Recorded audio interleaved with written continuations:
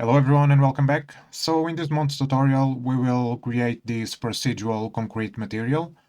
Not only just that, but we will start to do some UVs, some quick UVs, and then use backs to orient them properly so they are always facing upward.